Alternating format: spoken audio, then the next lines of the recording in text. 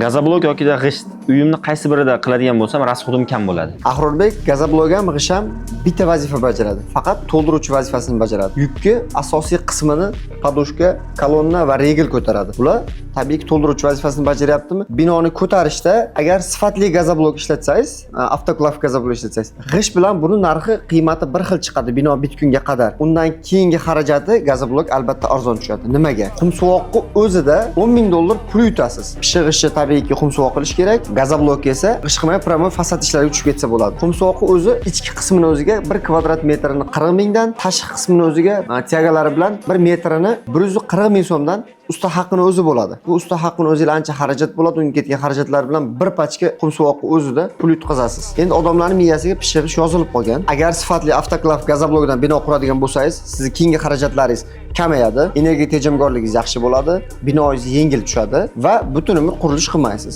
Uyingizni tezda bitirib kirasiz. G'isht nima yuk ko'tarsa, bu sifatli avtoklav gazobloklar ham o'sha yukni ko'taradi. Tabiiyki hozir devorga ko'p narsa qoqilmayapti. Nima ortiqcha qoqiladigan narsa bitta televizor borda. Ariston ham qoqishlar eskirdi, uni o'rniga boylar tizim qilyapti odamlar. Shuni hisobiga Yevropa mamlakatlarida pishig'ish ishlatmaydi. Qo'lni gazoblokda bino yengil turadi va binolar tez ko'tariladi. Va xolos shu madaniyatni O'zbekistonga baribir vaqtla kelib kiradi. Unga qadar hozirdan ertaroq harakat qilib bitqazsa bo'laveradi.